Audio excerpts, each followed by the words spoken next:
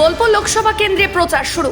আজ সতীপীঠের অন্যতম পীঠ বীরভূমের কঙ্কালীতলায় পুজো দিয়ে বোলপুর লোকসভা কেন্দ্রে প্রার্থী অসিত মাল প্রচার শুরু করে দিলেন।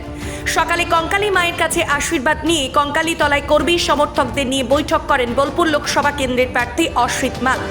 এই বৈঠকে উপস্থিত ছিলেন বীরভূম জেলার সভাধিপতি কাজল শেখ, নানুরের বিধায়ক বিধানচন্দ্র মাঝি, ব্লক সভাপতি মিহি রায় সহ অন্যান্য তৃণমূলের কর্মীবৃন্দ।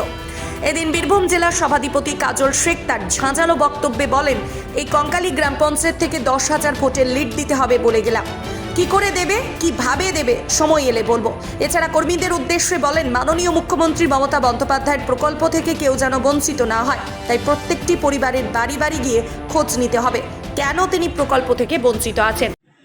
কিন্তু আজকে আনুষ্ঠানিকভাবে নানুর বিধানসভা কেন্দ্রের কঙ্কালীতলা অঞ্চলে আপনাদের সঙ্গে মিলিত হওয়ার যে সুযোগ আপনারা করে দিয়েছেন, আমি আপনাদের কাছে আরেকবার কৃতজ্ঞতা জানাই। আমার প্রতিক্রিয়া জানিয়েছি খবরের কাগজ এবং দূরদর্শনের মাধ্যমে যে আমি সর্বপ্রথম আমাদের দলের সুপ্রিমো, সর্বোচ্চ নেত্রী, জননেত্রী, মানবিক মুখ্যমন্ত্রী, তার কাছেই আমি কৃতজ্ঞ যে আবার মনোনয়ন দেওয়ার কথা ঘোষণা করেছেন।